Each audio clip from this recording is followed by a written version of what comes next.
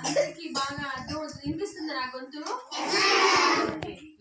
దేవుడు చెప్పారు, నేను దేవుడి గురించి చెప్తాను. నాకు చదువు గురించి మనం కొన్ని 3 పాయింట్స్ మనం నేర్చుకోవాలి. ఒకటి, ఫస్ట్ తల్లిదండ్రుల్ని గౌరవించాలి.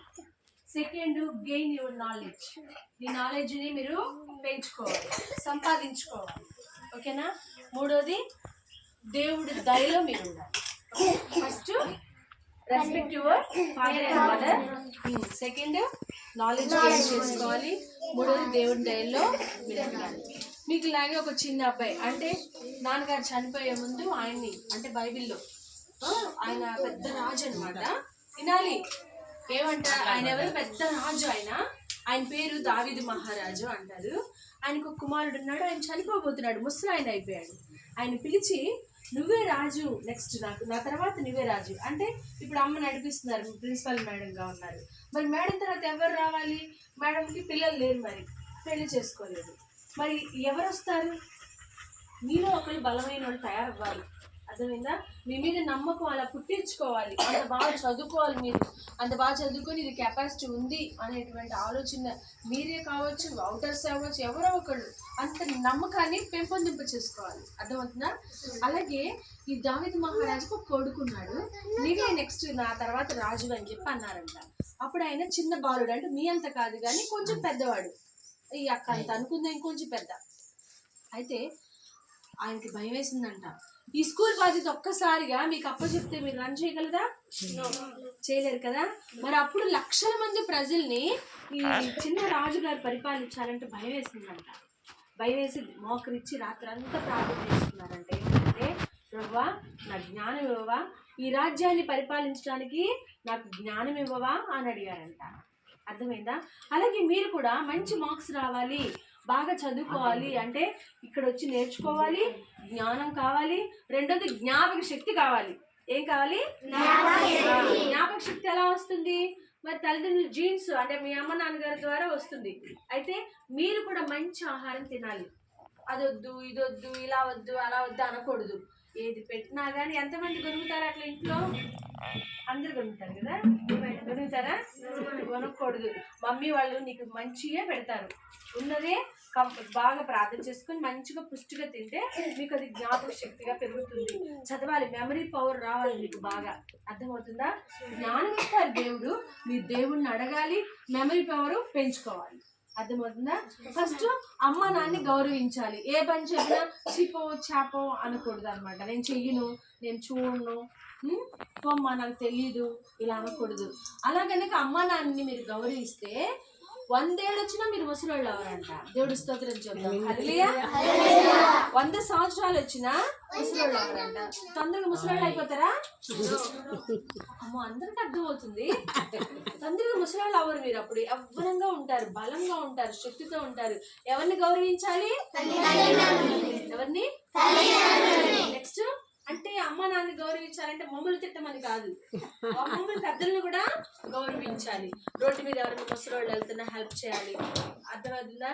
చీ అనకూడదు. గుడ్డోళ్ళు కనిపిస్తే హెల్ప్ చేయాలి, గుండోళ్ళు కనిపిస్తే హెల్ప్ చేయాలి.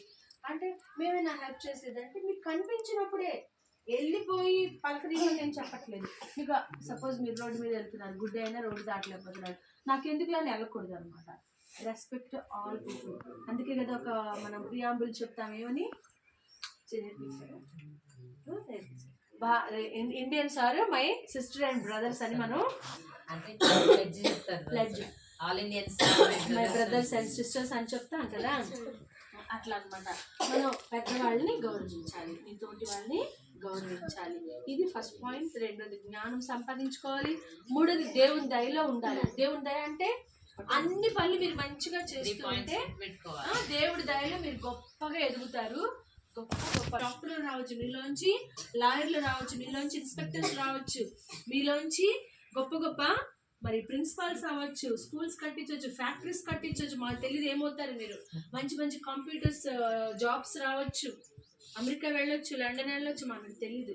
కాకపోతే మీరు చదివే దాన్ని బట్టే ఉంటుంది. అర్థమవుతుందా? జ్ఞానం సంపాదించడం అంటే జ్ఞానం ఏమి లేకుండా నేను అమెరికా వెళ్ళాలి, ఆ కొండ ఎక్కాలంటే ఎక్కలేము మనం, అంతే కదా. బలం ఉంటేనే మనం ఏదైనా చేయగలం. ఒక చిన్నది క్వశ్చన్ వేస్తాను. పాము పట్టులు చూసారా? తెలుసా? ఎవరు కడతారు దాన్ని? అందరి క్యాప్స్. చాలా మంది పెద్దవాళ్ళకి తెలియదు చెమలు కడతాయని. కానీ పాము ఏం చేస్తుంది? అందులో తెలియదు నాది అంటారు కదా, అంతేనా? చీమలన్నీ పారిపోకూడదు. ఇప్పుడు మీరు కూడా చీమలు లాంటి వాళ్ళు, చిన్న చిన్న చిన్న చిన్న చీమలు అనమాట. ఆ పెద్ద పావుని అందరు కలిసి చంపేయాలి. అలాగే మిమ్మల్ని బాధిస్తున్న ప్రతి ఒక్క బలహీనత నుంచి విడుదల పొందాలి అంటే మీరందరూ కలిసి ప్రార్థన చేసుకోవాలి, దేవుడి దయలో ఎదగాలి. అంతేగాని ఒకళ్ళు పాడైపోయారంటే చాలే, వాడు పాడైతే మనకేం అనుకోకూడదు. వాళ్ళందరి కోసం మనం ప్రార్థన చేయాలి. అందుకే కదా నా కోసం ప్రార్థిస్తున్నారు. దేవుడి స్తోత్రం. మరి ఎంతో థ్యాంక్స్ మీ అందరికి కూడా. ఎప్పుడు రోజు ప్రార్థన చేస్తారని మీకు థ్యాంక్ యూ మేడం. మమ్మల్ని గుర్తుపెట్టుకొని ప్రేమించేంత దూరం కష్టపడి థ్యాంక్ యూ. అంతే, ఎంతో కష్టపడి ఇక్కడ దాకా వచ్చారు. వాస్తవంగా ఉదయం బయలుదేరితే పాపం ఇప్పుడైంది. మళ్ళీ ఇప్పుడు ఇదన్నీ ఇచ్చి మీకే వెళ్ళే వాళ్ళే, కానీ అదంతా ఇస్తే ఇంకా నైట్కి వెళ్ళలేరు పాపం. ఓకే, కాబట్టి 3 పాయింట్స్ మీరు అస్సలు మరవద్దు. ఒకటి, అప్పుడేమవుతుంది? తల్లిదండ్రులు సన్మానిస్తే ఏం పేరు నాన్న? సిద్ధు క్లాప్స్. తల్లిదండ్రులని అలానే అందరికి తిట్టమన్నారా? అందరికి హెల్పింగ్ నేచర్ మీకు ఉండాలి. మీ ఏజ్ తో పాటు అది డెవలప్ అవుతూ ఉండాలి. రెండోది ఎవరు చెప్పారు? నువ్వేనా? క్లాప్స్. ఏం పేరు? క్లాప్స్. ఓకే, జ్ఞానం సంపాదిస్తే అప్పుడు మీరు మంచి మంచి డాక్టర్స్ అవుతారు, మంచి మంచి లెక్చరర్స్ అవుతారు, లేకపోతే ఏదైనా సరే ఎమ్మెల్యేలు అవుతారు. మంచి ఎమ్మెల్యేలు అవ్వాలి. దొంగలు అవ్వకూడదు, మనం అబద్ధాలు చెప్పకూడదు అనమాట. అలాగే మనం పరిపాలించాలన్నమాట. తర్వాత మూడోది దేవుని దయలో అంటే మనం అబద్ధాలు, దొంగతనాలు ఇలాంటి ఏం చేయకూడదు. ఏ కష్టం వచ్చినా, ఎవరైనా చెడిపోతున్నా వాళ్ళ కోసం మనం ప్రార్థించేవారుగా పిల్లలందరూ తయారవ్వాలి. ఇప్పుడు మీరు పెరిగితేనే రాబో కాలానికి పెద్ద పెద్ద ఆఫీసర్స్ అవుతారు, మంచి మంచి పిల్లలు అవుతారు. మిమ్మల్ని బట్టే ఈ ఊరు డెవలప్ అవుతుంది. మరి ప్రిన్సిపల్ గారు చదువుకోబట్టే కదా ఇంత చక్కగా మిమ్మల్ని నడిపిస్తున్నారు. టీచర్స్ గారు చదువుకోబట్టే కదా మీకు చదువు చెప్పగలుగుతున్నారు. లేకపోతే వాళ్ళకి ఏమైనా వస్తుందా? అమ్మ వాళ్ళలాగే ఇంట్లో పొలం పనులు అవి ఇవి చేసుకునేవాళ్ళు కదా. మీరు కూడా అంతే, పొలం పనులు చేసుకుంటారా? చేయాలి, పొలం పనులు చేయాలి. కానీ అగ్రికల్చర్ అంటారు దాన్ని, అది కూడా పెద్ద స్టడీ. అది కూడా చదువుకోవచ్చు. ఎలా పంటలు పండించాలి, ఏం చేయాలి, అదొక స్టడీ అనమాట. మీ ఇష్టం ఏదైనా ఎన్నుకోని, ఎట్లయినా వెళ్ళొచ్చు. ఎక్కడైనా సరే డబ్బు మనకు వస్తుంది. అమెరికానే వెళ్ళాలని లేదు, ఇండియా కూడా బాగా డబ్బులు వస్తాయి. ఓకేనా? బాగా చదువుకోవాలి. మొన్న ఒక చిన్న పిల్లడు మీకు లాగే మన చర్చిలో ఒక అబ్బాయి ఉంటాడు, 4 years. చర్చికి వెళ్ళి వస్తున్నాం. ఏంటో ఆశ్చర్యపోతారు. నిన్ను కూడా నేను పోప్ చేస్తాను అన్నాను. నై మమ్మీ, హిందీ వాడు అనమాట. దేవుడిని నమ్ముకున్నారు, బ్యాప్టిజం తీసుకున్నాడు. మమ్మీ నక్కో మమ్మీ పైసా నయ్యాతే అంటే నన్ను చూస్తాడు కదా, డబ్బులు ఎవరు ఇవ్వరు కదా, అందుకని చెప్పేసి పైసా నయ్యాతే మై పోప్ నై బంతే అన్నాడు. మేము ఆశ్చర్యపోయి, ఎందుకు అంటే పైసా నయ్యాతే అంటున్నాడు. మరి ఏంటి ఆఫీసర్ బంతే. కాబట్టి అలా కాదు, డబ్బులు ఎక్కడైనా ఎందులోనైనా దేవుడు ఇస్తాడు. మనల్ని బట్టి, మిమ్మల్ని బట్టి ఈ దేశం ఆశీర్వదించబడాలి. అర్థమవుతుందా? బ్లెస్ అవ్వాలి, గ్రీనరీగా ఉండాలి. అంటే గ్రీనరీ అంటే గ్రాస్ ఒకటే పెంచి గ్రీనరీ అనటం కాదు. నువ్వు కూడా చక్కగా అందంగా సంతోషంగా డల్గా ఉండద్దు, ఎప్పుడు కూడా ఉత్సాహంగా ఉండాలి, సంతోషంగా ఉండాలి. అర్థమవుతుందా? మొన్న క్రిస్మస్ రోజు నాకు 104 జ్వరం ఉంది. మా పిల్లలు అందరూ అనుకున్నారంట ఇంక ఈరోజు వాక్యం చెప్పరు మమ్మీ అని అనుకున్నారంటే, మళ్ళీ ఎట్లయినా మమ్మీ తెలుస్తుంది అనుకున్నారు. 11 అంటే కొద్దిగా లేట్ అయింది అనమాట. టెంట్లో వేసేసరికి 11 కల్లా నేను స్టేజ్ మీద వెళ్ళి కూర్చున్నాను. ఇంకా నిన్న చెప్తున్నారు, అమ్మో ఇంకొకళ్ళైతే 4 రోజులు లేవరు మమ్మీ మీకు వచ్చిన జ్వరానికి. కాబట్టి దేవుడు అట్లాంటి బలాన్ని ఇస్తాడు. అర్థమవుతుందా? దేవుడికి మహిమ కలుగును గాక, దేవుడు మీకు మహిమ ఘనతనిచ్చును గాక. ఈ స్కూల్ని దేవుడు గొప్పగా దీవించును గాక. ప్రిన్సిపల్ గారికి మంచి ఆయుష్ ఆరోగ్యం ఇచ్చును గాక. మీ అమ్మ నాన్నగారు పిల్లల్ని దీవించును గాక. మీ అమ్మగారికి నాన్నగారికి మంచి డబ్బులు వచ్చింది గాక. ఆయమ్మని దీవించును గాక. ఓకే, మమ్మల్ని కూడా దీవించును గాక. మిమ్మల్ని కూడా దీవించను గాక మేడం అని చెప్పాలి. God bless you all. చిన్న ప్రేయర్ చేసుకోండి. ఓకే, ఒక నిమిషం, ఒక మాట చెప్తాను. మేడం గారు కూడా నాలాగే మ్యారేజ్ చేసుకోకుండా దేవుడి సేవకని అప్పగించుకున్నారు. అర్థమైందే? మేడం గారు ఒక లాయర్. లాయర్ అంటే తెలుసా మీకు? నల్ల కోట్ వేసుకుంటారు, కోర్టులో జడ్జి దగ్గర నిలబడతారు. అది జడ్జి అంటే పెద్ద ఆయన కింద ఇంకా కొంతమంది లాయర్స్ ఉంటారు అనమాట. ఇప్పుడు మేడం గారి కింద టీచర్స్ ఎలాగో అలాగా.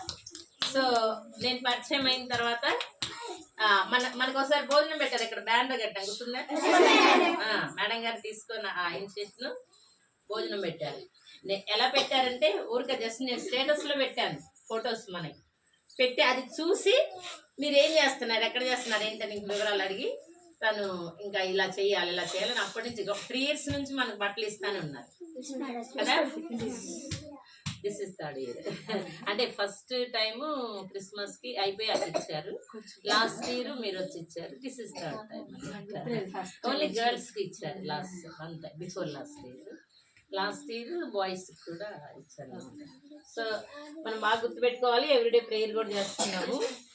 మేడం గారు హైదరాబాద్లో ఇదిగో మన స్కూల్ అంత ఇల్లు, అంత పెద్ద స్కూలు, అంటే అంత ఇల్లు తీసుకొని చర్చి నడిపిస్తున్నారు.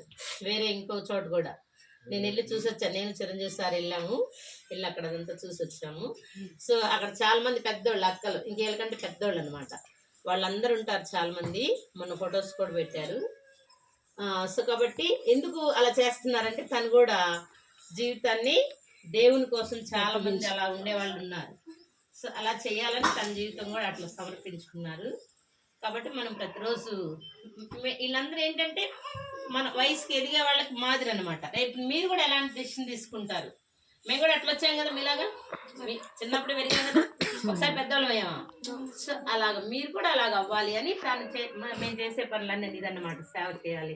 సో మమ్మల్ని చూసి మీరేం చేయాలి, నేర్చుకోవాలి. అదనమాట. పెళ్లి చేసుకోవద్దని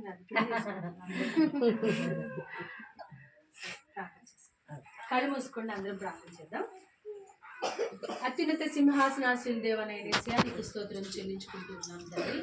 మా బిడ్డలను దీవించండి. చాలా రోజుల తర్వాత చూడటానికి మరి నాకు ఇచ్చినటువంటి మంచి సమయానికి కొట్లాడి వందనాలు తండ్రి. అయ్యా నీ కుమార్తెను బట్టి ప్రార్థిస్తున్నాం. మంచి పేరు పెట్టారు నాయన తల్లిదండ్రులు, సుజ్ఞానం అని తండ్రి. అవును ప్రభా, జ్ఞానం అనేది చాలా గొప్పది నాయన. అయ్యా ప్రభా, ఇగో తండ్రి ఏది నేర్చుకున్నా ఆ సబ్జెక్టు అంతవరకు ఆగిపోదు నాయన. అనంతమ ఆకాశాలు అంత ఉంటాయి నాయన. ఇదిగో తండ్రి నిన్ను తెలుసుకోవడం మహాజ్ఞానం తండ్రి. నీ బిడ్డలకు అలాంటిది నేర్పిస్తున్నందుకు వందనాలు చెల్లించుకుంటున్నాం. నీ కృపాక్షేమత బిడ్డలందరినీ పేరు దీవించండి నాయన. నీ కరుణతో నింపు. నేను తీసుకొచ్చింది ఏ పార్టీ నాయన. అయ్యా ప్రభు నువ్వే పోతే నేను ఇవ్వలేను కదా నాయన. అయ్యా నీ చిత్తం అయితే నెక్స్ట్ ఇయర్ బిడ్డలందరికీ తండ్రి ప్రభు నేను ఇంకా మంచిగా ఇవ్వడానికి నీ సహాయపడండి. అలాగే ప్రభు నైనేసియా ఇగో తండ్రి నీ కృపాక్షేమంతో బిడ్డలందరినీ దీవించండి. నీ కరుణతో నింపునైనా. అయ్యా టీచర్స్ గారిని దీవించండి. డెలివరీకి వెళ్ళినటువంటి మరి సిస్టర్ని కూడా టీచర్ని దీవించినైనా. ఆయమ్మని దీవించండి. ఆటో డ్రైవర్ గారిని దీవించండి. అలాగే ప్రభు మేడంని హెల్ప్ చేసిన ప్రతి ఒక్కరికి మీరు తోడుగా ఉండండి. ఈ స్కూల్ చుట్టూ నీ దేవదతుల నుంచి ఆశీర్వదింప చేసి బిడ్డలు ఆడుతున్నప్పుడు కానీ అటు ఇటు పరిగెడుతున్నప్పుడు కానీ స్కూల్కి వస్తున్నప్పుడు వెళ్తున్నప్పుడు సమస్త వేళ తోడుగా నడిపించి ఆశీర్వదింప చేసి మా ప్రయాణం అంతా కూడా తోడుగా ఉంది. నీ కృపాక్షేమంతో నింపమని నజరేయుని యేసు నామమున బ్రతిలాడి కొంచున్నాను తండ్రి. అందరం చెప్పుకుందాం. యేసు రక్తమే జయం, యేసు రక్తమే జయం, యేసు రక్తమే జయం, యేసు రక్తమే జయం, యేసు రక్తమే జయం, యేసు రక్తమే జయం. ఆమేన్. మన తండ్రి అయిన దేవుని ప్రేమ, కుమారుడైన యేసుక్రీస్తు యొక్క కృప, పరిశుద్ధాత్మిక అన్యోన్య సహవాసం ఈ బిడ్డలతో ఉండి రాబో కాలానికి దేశాన్ని గొప్పగా ఉద్ధరించే బిడ్డలుగా తయారు చేయను గాక. ఆమేన్.